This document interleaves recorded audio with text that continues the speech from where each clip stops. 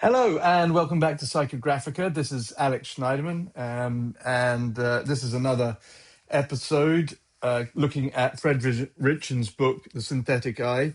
This week we really start from episode 3. We covered in the last installment. We covered the preface and chapter 1. Chapter 2 of the synthetic eye is called Playing with AI.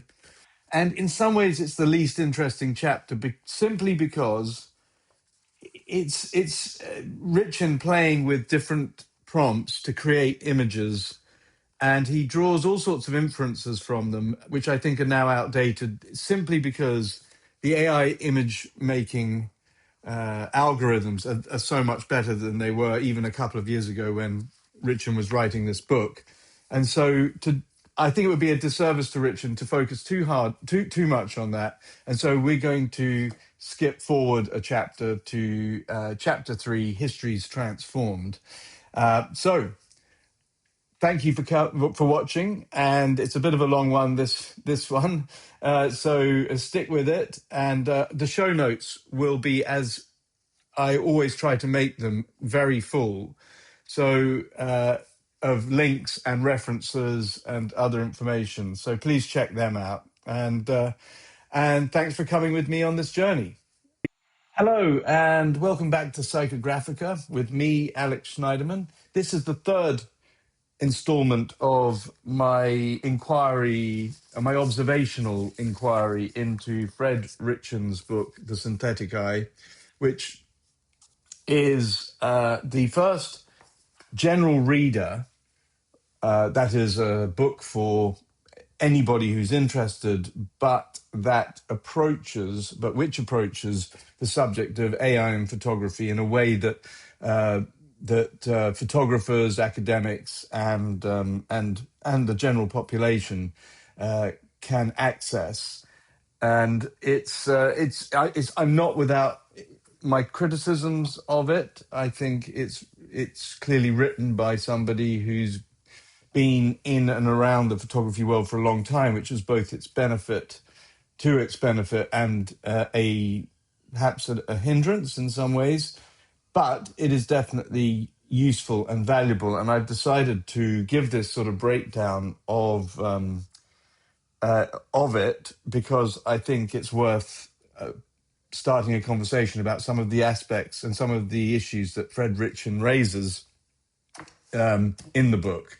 And so I've decided I've done quite a lot of work on summarizing the book in detail, and so I wanted to bring some of this to your attention and hopefully to start a conversation. Now, I should say that the response to the first two episodes of this, particularly the last one, which was a long one, dealing with the first two chapters, was really, really positive and engaging. And so it gave me a lot of confidence to continue in the same vein. And as I will always say, that this is not a natural medium for me.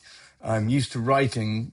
Presenting to camera is a different thing because you have to extemporize and you have to keep on your feet. And I have such admiration for people who do it seamlessly.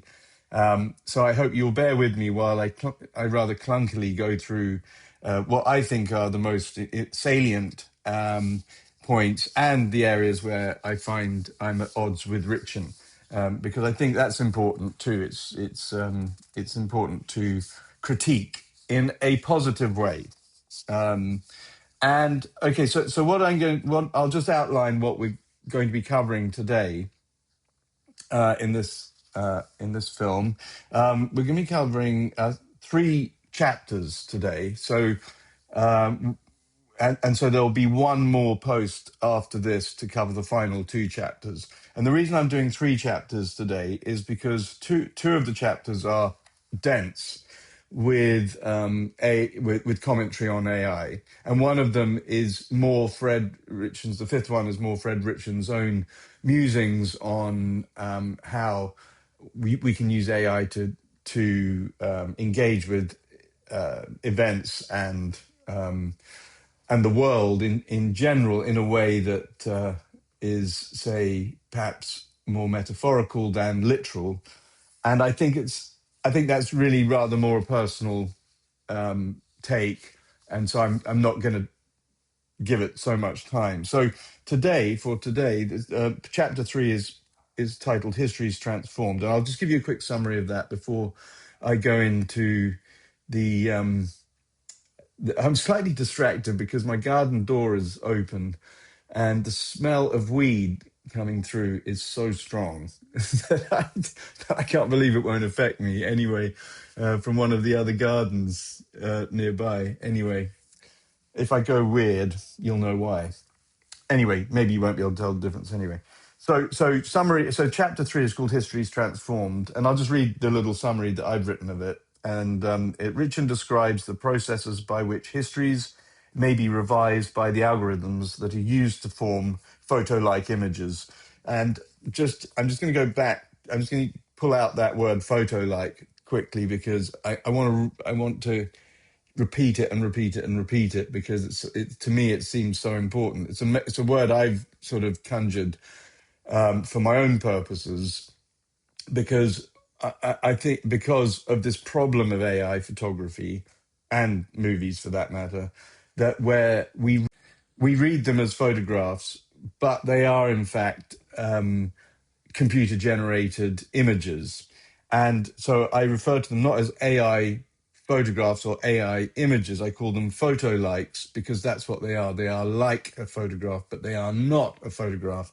They were not made in time and space. They were made in a computer using ones and zeros or whatever quantum computers do. So anyway, so I'll just say that line again. Ritchin describes the processes by which histories may be revised by the algorithms that are used to form photo-like images. This chapter examines AI's impact on historical representation, focusing on its false memory and biases that can misrepresent marginalized communities, leading to AI washing and the creation of revisionist historical records. He also describes how these processes may be put to use in allowing us new ways to examine the archive by producing more spiritually correct results that make use of processes inherent within the algorithms. Okay, and so chapter 4 is titled "The Unbearable Relevance of Photography," which I think is a really good title, actually. And Ritchin posits that the photograph of Aylan Kurdi, which you might remember, a 2015 image, I mean, I can barely look at it. It's of the child who's washed up on the beach in Greece. And he is, he's, I mean, Ritchin makes the point that, if I can just come to that spot in the, hang on.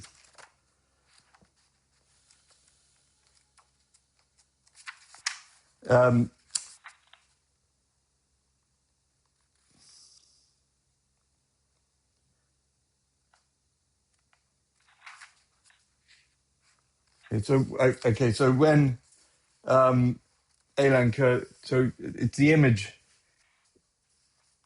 summary. I mean, chapter 4, the unbearable relevance of photography.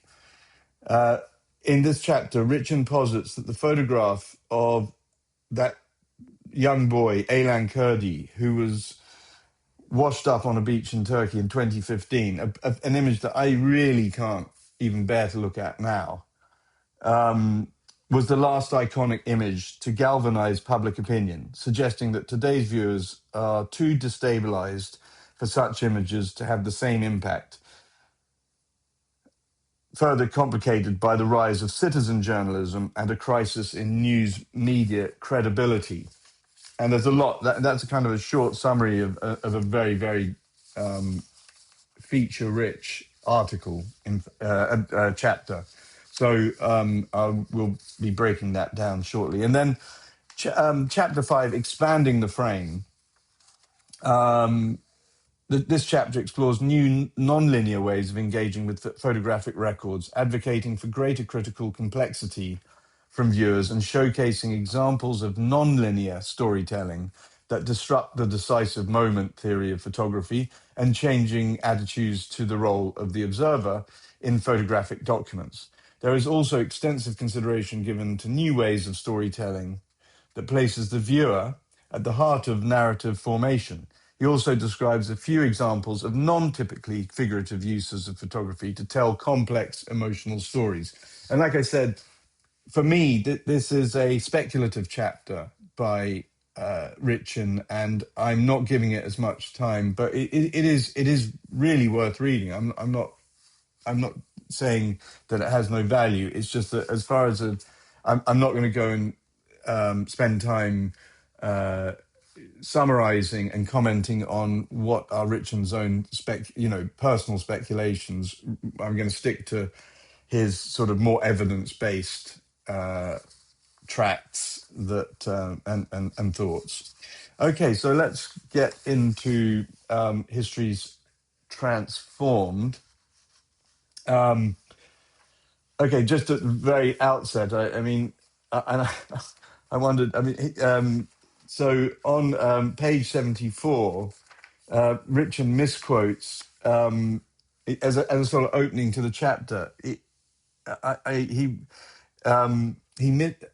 He misquotes Orwell quite profoundly, and I looked at the thing, and I looked at this quote when I read it, and I thought that doesn't sound like Orwell. So I looked it up, and I thought maybe this is an AI test. I don't know, but it's a line from 1984, and Ritchin says the most effective way to destroy people is to deny and obliterate their own understanding of their history.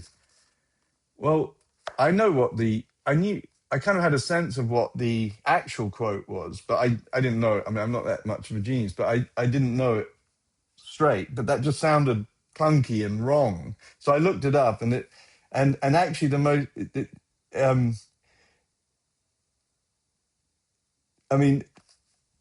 so he says the most effective way to destroy people is to deny and obliterate their own understanding of their history, and then he captions it George Orwell, 1984, 1949.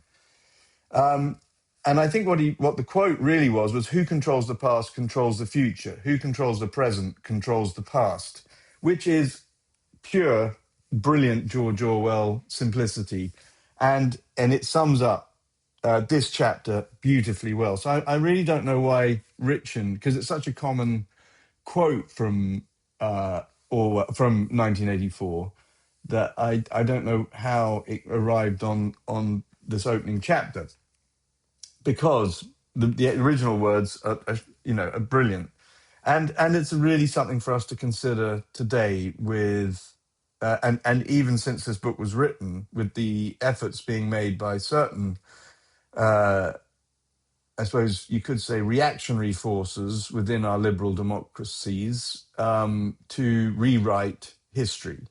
And we can see in a very practical way how once people get to know how to use AI, they can use it for the benefit of humankind as well as nefarious purposes, which are problematic and decidedly anti-democratic. And I think this chapter is really good in raising this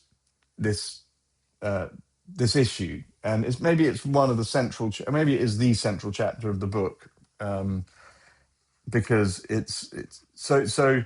And I would cite at this point when I was writing my notes, and you may remember that WeTransfer tried to rewrite the terms and conditions of its users to enable it to co-opt all images that were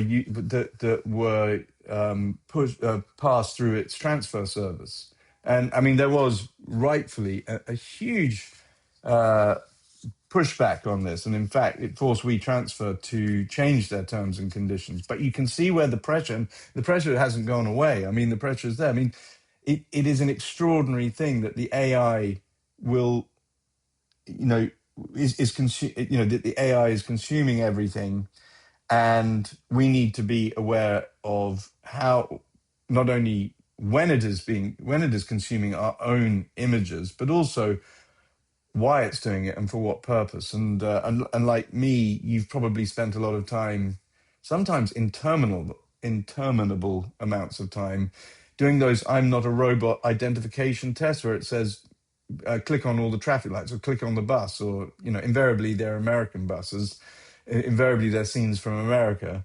And I get the feeling, and I'm not sure of this, but I think that what we're doing is we're training AIs to see. So for Waymo cars and for driverless cars, we're training them to see. So we're playing a part in this AIification of the world, maybe wittingly or unwittingly.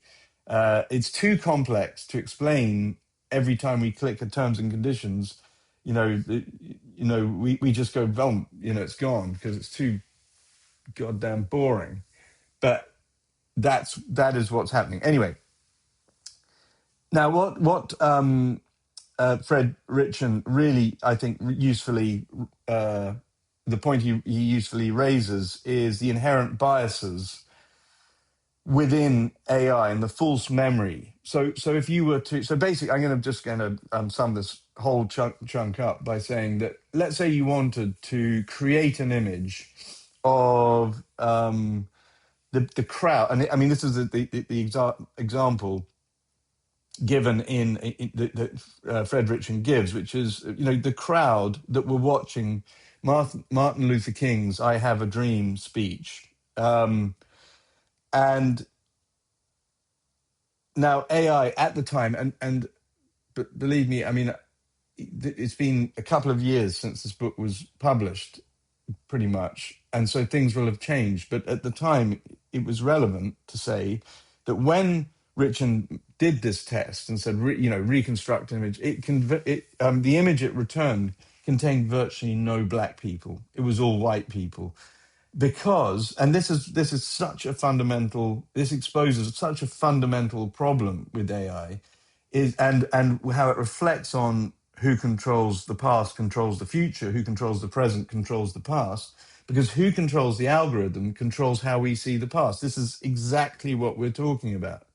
So if we don't have a clear way of estimating and critiquing and understanding the algorithms that are used by AI engines to create images, particularly when they have a specific historical reference point, then we don't know what truth there is in them.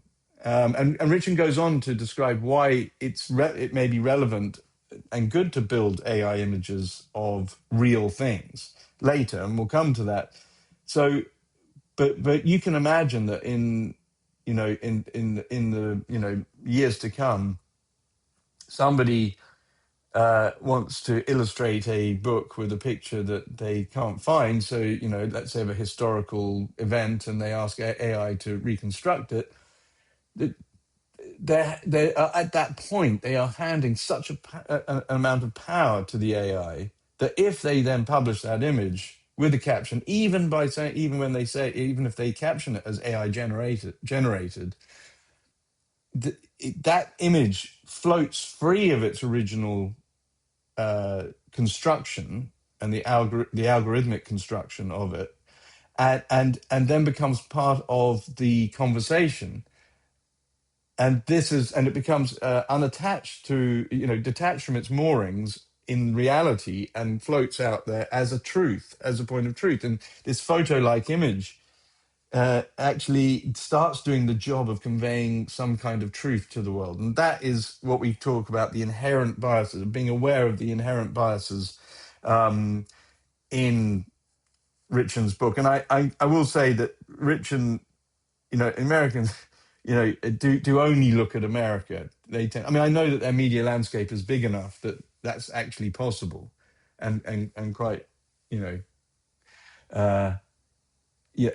actually there's enough in there for you to examine that on its own. But his book isn't about America. It's about the world and AI, and yet he does seem to focus, and that's a criticism of the book. And I would, if there was a revised edition of this, I would want to see it, and I think there should be, by the way, because it's already been outdated.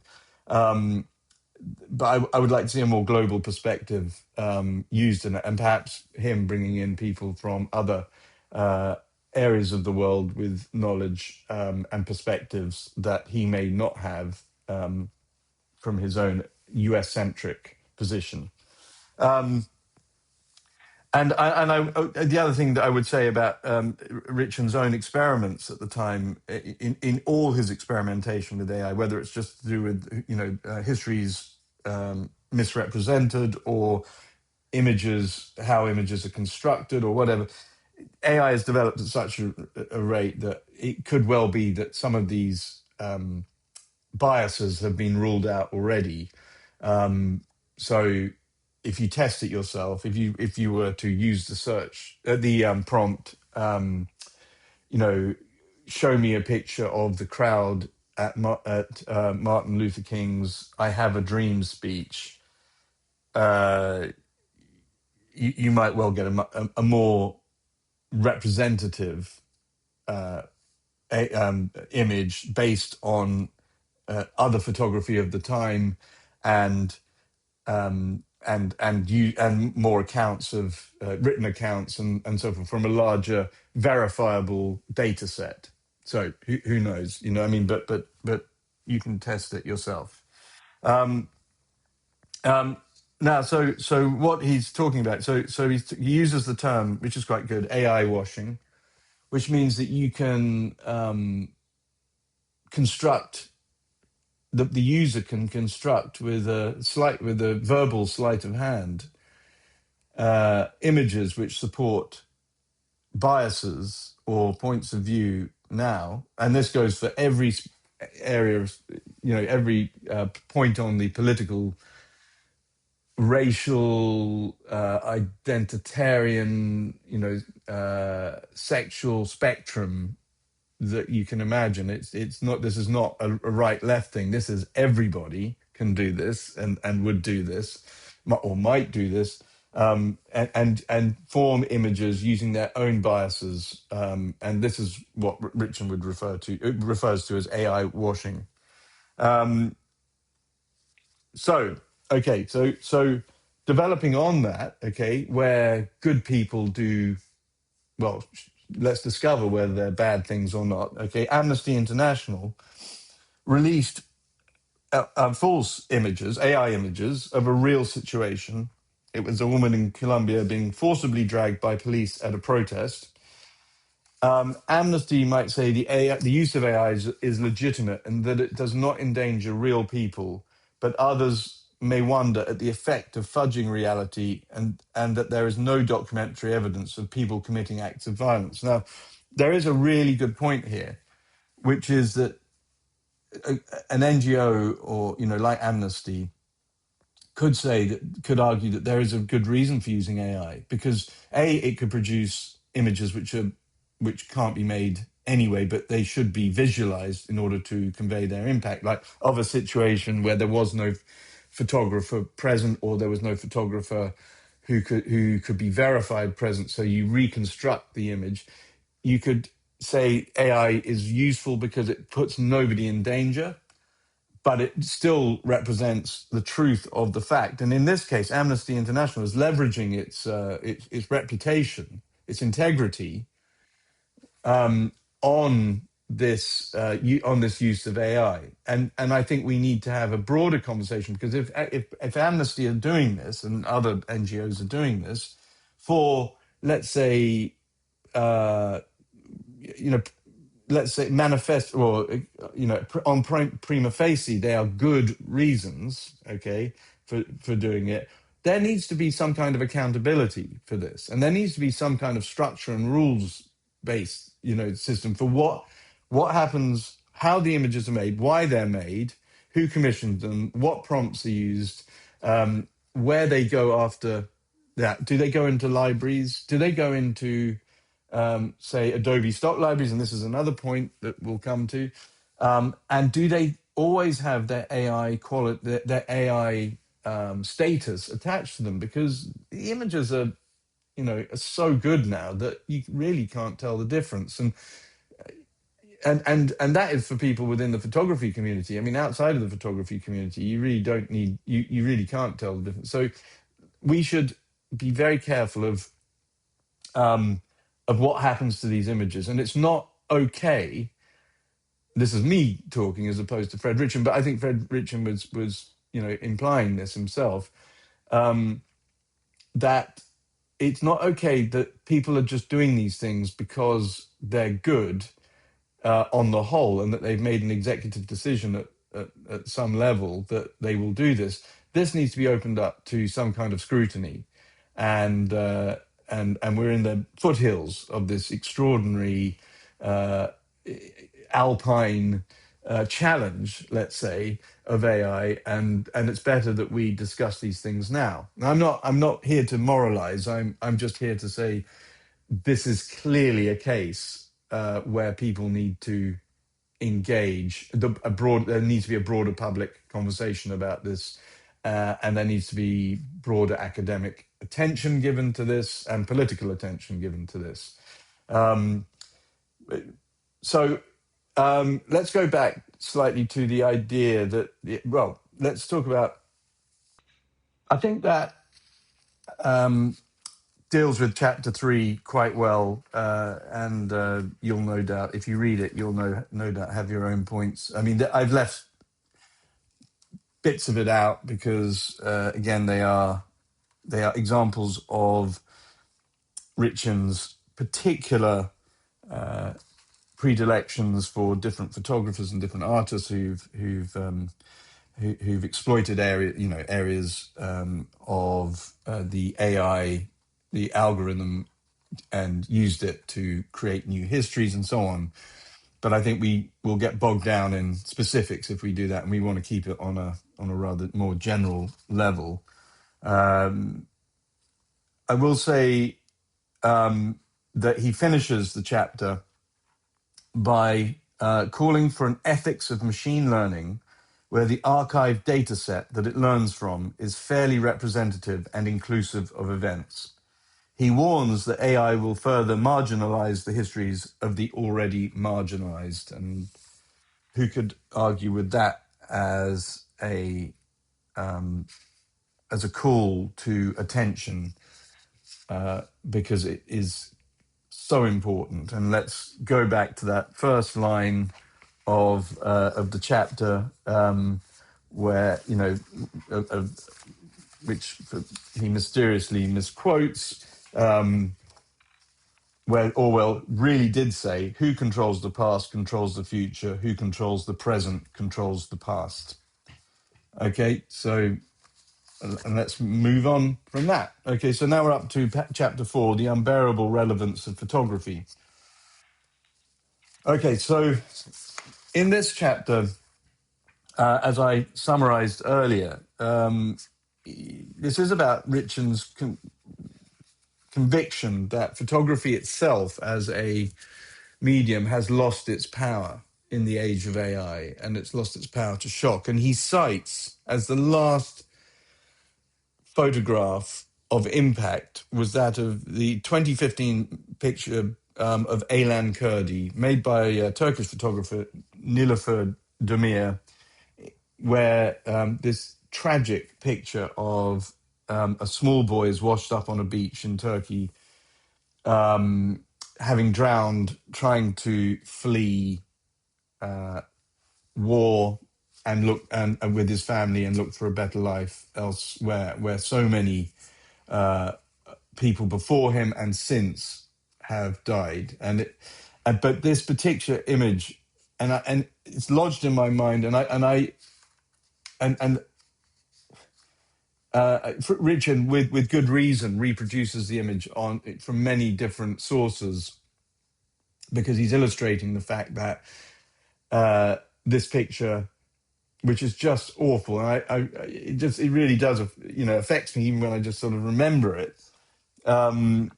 That this picture was the last picture to do the job of photography and to galvanize public opinion around the world, because it was so awful, and because without thinking about it, it was published on the front cover of countless newspapers and magazines. It was spread around on, using the internet. And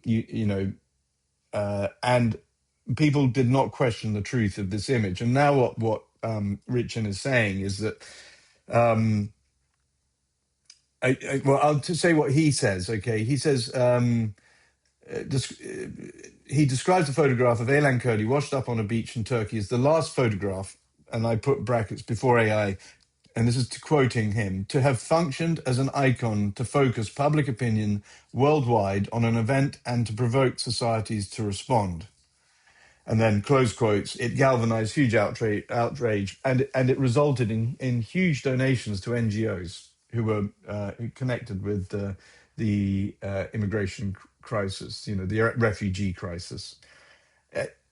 And I mean, this is my point, and I'll just say is that I agree with Ritchin on the impact of this image, but I disagree with him on the by the fact that this was the last image to galvanize public support. I think that I'll read you my observation on this, and I wrote, I disagree. There are still many images that shock or motivate. AI has done less to mitigate the impact of these than, say, the broadly accepted truth that many images are manipulated. He cites the image of Donald Trump after almost being shot, or as not having the same impact. But we questioned whether this was a setup, not whether it was real or not. We all accepted that what appeared to happen did actually happen, theatre or not. And so Ritchin is, I think, in that way that some academics want to be seen in the vanguard of an issue, or declaring the death of photography too quickly. They in the rush to be the first to say something. I mean, I think he wants to. I think he wants to be quoted as as saying that. No, I'm being naughty, and I shouldn't say that. But I just think those sort of black and white statements are not helpful in this case, because of course photography matters, and of course real photography, still has the power to shock. It seems so evident to me that that the reasons that we don't trust an image is not because the image itself is the generation of the image is untrustworthy.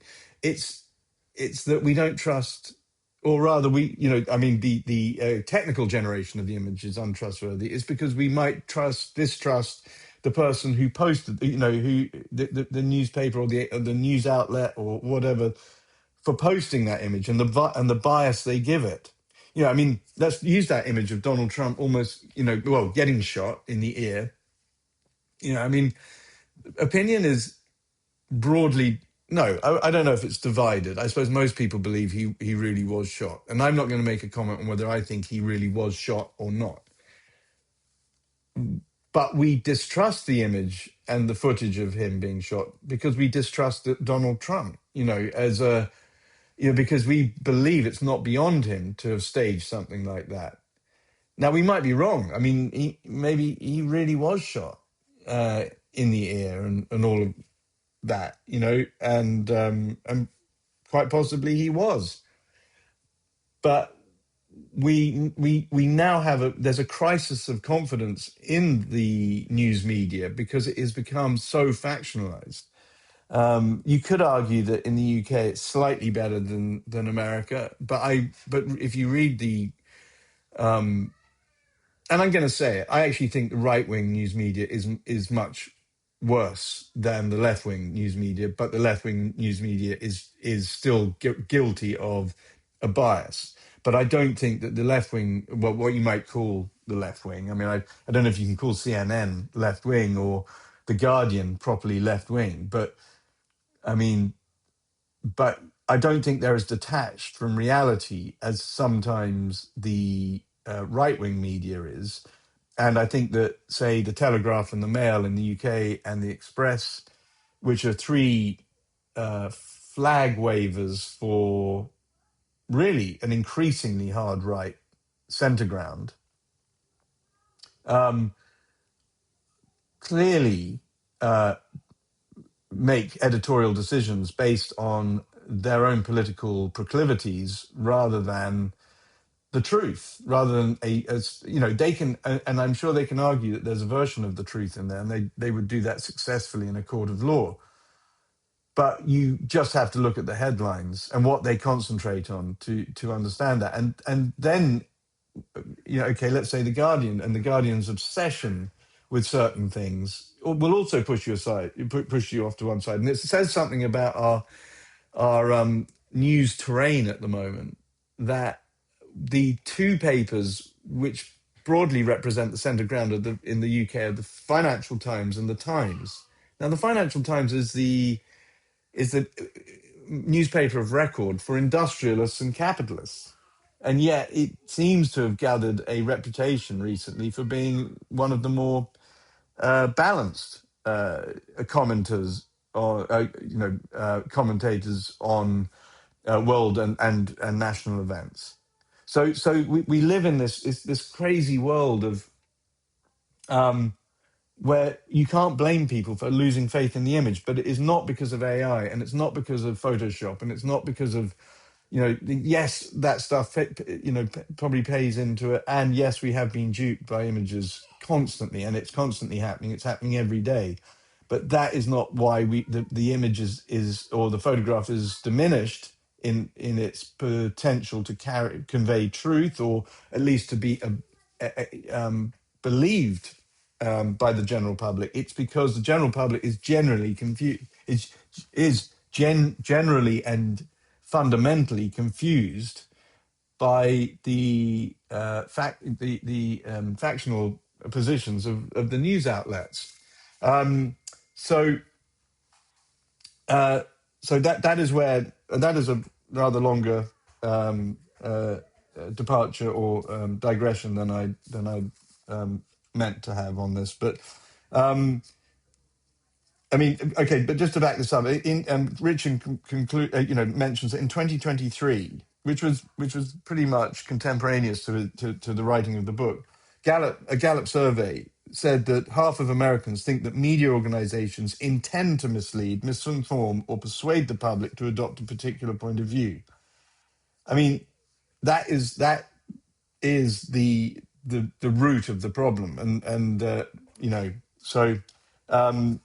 There are other, I mean, Richard goes on to cite other images, historical images, such as Earth rising from 1968 of the Earth rising above the moon, as having sort of global consequence and so on. But he ends photography as a general conveyor of truth in 2015 with that picture of Elan Kurdi. So I mean, you'll have your own views on whether that is true or not.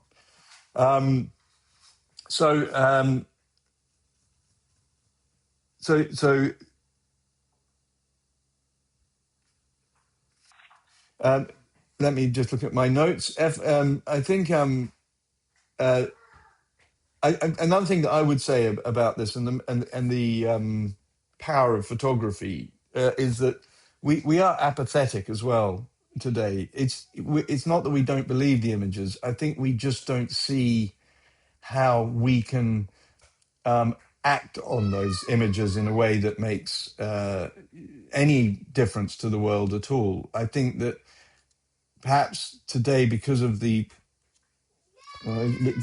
forces of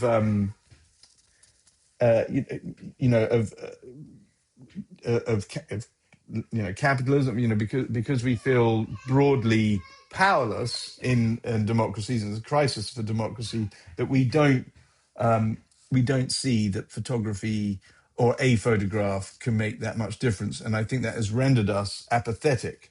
I think social media has swamped us. I think there are so many, and I'm guilty of this too, the Instagram, just one second. Um, that I think that I'm guilty of tired moments filled with Instagram Explore and just seeing this parade of shit going up the screen. And every time I do that, I feel sick. It's like eating Pringles. I don't know if you've ever done that. I've stopped eating Pringles because that ultimately it's a hollow exercise in self-gratification, which is exactly the same as the Instagram Explore function. It leaves me feeling sick, empty, and a fairly strong sense of self-disgust for every second that I've wasted on it. But those images have a corrosive effect. And whether you're critical of yourself for looking at Instagram in that way, it doesn't matter. I mean, you can be critical of yourself, but those images are going in and they are sort of collapsing the structures that lived there quite, of the psychological structures that we all have built into us, where we judge what is of value and what isn't of value. And every time we look at that shit, I mean, I'm genuinely feel angry with myself as I'm talking to you because I do it too much. I've got to get rid of it, and I can't because it's a way of communicating. So we're locked. We are all locked in this bind that has been created for us by oligarchs in order to control us. And it's so obvious, it's so obvious, but yet, and this is where the sense of powerlessness comes from. It's about not be, we, on the one hand, we need it, particularly in the photography world. Instagram is the one way of communicating what we're doing with other photographers, and it's amazingly effective at doing that. I mean, I'm always amazed at how many people said, "Oh, I saw that thing that you did. I saw you were there," and I thought, I didn't even know you followed me. You know, uh, you know, so we can't. So it's hard to give that up. But at the same time, we've got this other side of it, which is the bit that is really all about. That bit about just talking to other photographers, let's say, or to family, friends, showing them what you've been, family and friends, about what you've been up to recently and all that. That's just a fucking cherry designed to hook us, and we all know this. It's bread and circuses. It's exactly what the Romans did to quell the plebiscite. They just chuck them bread, make sure they've got enough to eat, and circuses let's make sure they've got enough to distract themselves. So what we'll do is we'll keep you all with just enough to keep you useful to us and consume. In this case, consuming. In my book, Want More, was all about this. It was. I'm not saying I wasn't. I didn't. It wasn't a premonition. It was happening when I was taking the pictures. This was back in 2014. But Want More was all about the function of the individual in this system where the individual really is just a consumer unit. If we're really honest, our job is just to consume, and Instagram is taking us down that path. Not just Instagram. I mean, Facebook, WhatsApp, TikTok, the whole fucking lot. Okay, is all designed to take you from childhood to the grave, and form you into this sort of quelled, compliant, and functionally complicit consumer unit of whose head is confused, no longer believes what it's being shown anymore. Show you as much as you possibly can. Show you pictures of awful things. Show you pictures of extraordinary things. Keep showing you the images and keep deadening your mind to them. So that all images are robbed of their power. So I think that Ritchin has completely missed this point. I think that he's not aware, maybe because he doesn't use Instagram or he's not addicted to the explore function in Instagram or whatever. To his credit, if you can forgive him for missing it, but that is the point. The point is that we don't trust images now, not because we don't trust fundamentally the photographic image, as it were, but we don't trust ourselves to understand the truth of an image, and so we just let it go. and we see awful things every day, and we just let them go. And that is the bottom of this. It's not AI is playing a role in this for sure, but it's not. That isn't the problem. The problem is how it's being used, and that is why we need to understand what the fuck is going on.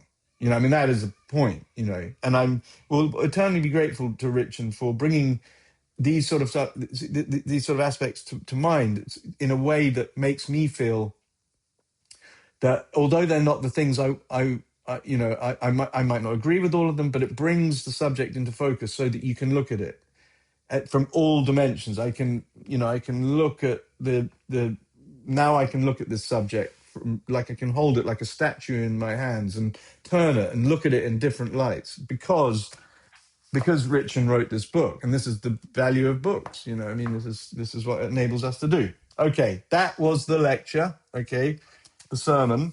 So and I wasn't intending to do that. It's just, but it does seem kind of relevant here. So I mean, that really copes with quite a lot of what's in this chapter, in fact. And so um, I, okay, let's go on to where the big sort of imaging organizations are in this whole sort of situation. I mean, Adobe is now allowing AI images to mix in their stock with real images without clear labeling. I mean, let me just say that again, okay? That large imaging libraries, okay, let's say it's Adobe, but it's not going to be just Adobe, it's going to be everybody, are now effectively allowing stock photographs to be downloaded and sold, okay, with captions and that, without clarifying whether they're AI generated or not. And I mean, I'll just let that sit with you for a minute. I mean, how perverse is that? I mean, regardless of the truth, we have not even got to the point yet where you could say, well, let's say they were allowed Amnesty's own images into the stocks soup that they make available to people all over the world to use for whatever reason. I mean, there is no structure which conveys from the point of creation to the point of consumption the truth, or guarantees, I should say, the truth of the image. So, I mean, and yet already these things are sort of bleeding into the media. Picture editors and publishers and so on are downloading these images unwittingly and reproducing them with captions according to how they've been downloaded without mentioning or without knowing that they're AI generated. So beware of that. I mean, that's something, and I had no idea about that before Ritchin wrote about that. Uh, and Ritchin goes on. I mean, we're coming to the end of the chapter now, and Ritchin goes on to discuss along with the loss of credibility in photography of the photograph. Let's say he mentions how journalists are this AI, the increasing use of AI means that actual people are not spending time learning about things, and he cites Eugene Smith's project Minamata and Nurse Midwife and Gideon Mendel's long-term HIV work in Africa as examples of the sort of thing that that AI will reduce rather than promote, and in fact that these long form projects made by people who have reputations and histories, they're like, you can imagine that, you know, this is an important point. The people may say to you, well, I mean, okay, so we don't have, Eugene Smith or or Gideon Mendel doing these things, but how could we trust what they were saying wasn't biased? Well, that's a complete and utter diversion. The point is okay, let's say that. Okay, we don't know that they can be trusted. Okay, but we can look at what they've done before and we can estimate their value from their actions. Okay, can we do that of an algorithm? I mean, I'm not even going to give you the answer to that, okay, because you know what it is. It's no. I mean, and let's look at who created the algorithm. I mean, it's too complex for me, for everybody. How do I know? How can I, you know, uh, how can I deconstruct an algorithm to find out whether its purpose it was truthful in its rendering of a prompt given to it, and what was the prompt biased in itself or whatever? So so anybody who says, well, AI is going to do a job that couldn't be done before, well, and we put too much value in the reputations of individuals before. Yes, there are obviously problems. I mean, I'm not going to go into them now. The image of the napalm girl wrongly attributed to Nick Ut. You know. Uh, Many other examples where what was purported to be shown in a photograph was either contrived or manipulated and so on. Yes, that is true. Okay, and we're not shying away from the failings of, let's say traditional photo documentary. But on the whole, we do have a route uh, to inquire or uh, to work, to find out, to discover the probability of truth from any one action, any one photographic action. But we don't have that from AI, so we need to arm ourselves with that, and so on. Um, uh, I mean, Fred Ritchin warns that the diminution of the photograph will cost vulnerable populations around the world, and he's right. Because it is the vulnerable populations who have no access to the data from which the AI will make images, and therefore they are at a disadvantage through their lack of ability to engage with the formation of the data sets and oversee them, which AI users to make images. And you may think any one of these points is the biggest point. I mean, so I'm not. You may think that I've focused on other things too much and not on that. That's a big point, obviously, but I'm just mentioning it so that if it's the thing that gets to you, then this is where you can look into this from this. You can look at this text from that perspective, with an emphasis there. So chapter 5, I'm just going to do this quickly, as I said, because this is Ritchin's attempt to work out how AI and other approaches can be made to events that were typically covered by photography and film in the past. And and I'm not going to spend any really much time on it because I'll go through some of the examples that he gives where he offers alternative approaches. So he goes, he goes back to sort of how from the 1930s how meaning and relevance were given through the layouts of images. So there was always a way of narrativizing a story from the early 20th century mass publications and the efforts of editors to convey a certain story. And so when you look at Life magazine, Picture Post, and so on, they took great care to lay out the stories in a way that would attract the reader and make sense of the images. And very often, photographers were sending film back to these magazines without actually even seeing the images that they'd taken, and it was the picture editors who were extracting, were taking the images and making the stories out of them. So now we've got, now wind forward 100 years almost, and we have citizen journalists. We have people who are not paid to do this, but they're in the moment, they're in the place. And in fact, news organizations are increasingly relying on locals to produce images, and so that comes in,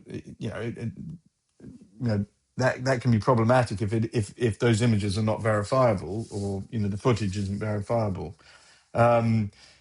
He Ritchin Ritchin talks about. This is a comment I made when Kappa said that if pictures were not good, then he was not close enough, which equals a certain subjectivity on the part of the photographer. We are now encouraged to stand back and take the whole scene, so more context and complexity is visible and must be engaged with. So we've taken I suppose editorially and graphically, we now take a wider view, which I think is a good. It's a development of our understanding of photography. We don't just concentrate on the iconic and the essential. We go back and we give people more context to make their own minds up with. Ritchin is a big proponent of non-linear storytelling, and he talks about Philip Jones Griffith's Vietnam Inc. as a prototype for a new way of telling stories about or telling complex stories which don't involve a sort of traditional narrative.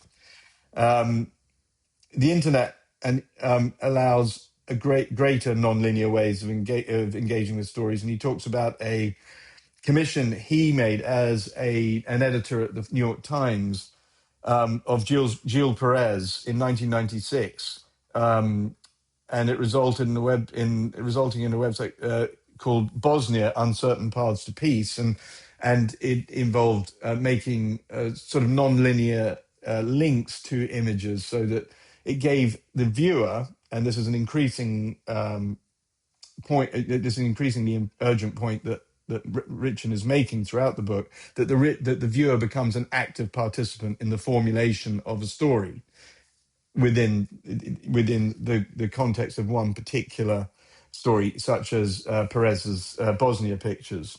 So I've written here, he's extolling greater critical complexity on the part of the viewer as a necessary feature of democratic news dissemination. So now we're being encouraged, and I believe, and I agree with this thoroughly, that as part of a truly democratic society, progressive society, that the viewer themselves has to become more integral to the interpretation of images. And I think that Ritchin spends a lot of time talking about different ways of showing stories, and I'm just not going to go into them here, because they're very specific, and you can look at them yourself. So it's a slightly sort of fizzling sort of end to this disquisition on Ritchin's book. Just to sum up again, we've covered 3 chapters in Ritchin's excellent book here today. We've covered the histories transformed, by which the AI engine may be used to misrepresent history, let's say. The unbearable relevance of photography, where Ritchin, I think, prematurely calls time on the photograph as an agent of action and outrage in the general population. and expanding the frame, which is which I've only briefly touched on, which is the new ways of approaching complex stories, which promote the viewer as a vital component of the of forming a narrative out of the imagery available to them. And if I had one thing that I could leave you with that I think is more important than all of this, really, actually, it is the fact that we are being hammered with images through social media, through our phones, every single day, and that it is a conscious effort. I don't believe it could be anything other than that, to quell and dull and dim our responses to what's going on in the world and the outrages which are going on in actually what you could say normally democratic and peace-loving countries. So on that slightly alarmist note, I'm going to leave you here. But I will say that all of this, knowledge is power. It is wonderful to be having this conversation. I'm a terrific optimist. I think we're just working through the problems. And so if I could be so bold as to say, I think we're heading in the right direction by exposing, the best disinfectant is sunlight. I don't actually think that's bullshit, of course, because the best disinfectant is disinfectant, for fuck's sake. Anyway, I think that we will move to a place of greater understanding, and therefore we will bring the news media and its agents in line with liberal democratic principles by this very process and project of trying to understand what's at stake and the challenges we face as consumers of images. Okay, until next time, thank you very much for watching and bearing with me, and I'll see you soon. Bye-bye.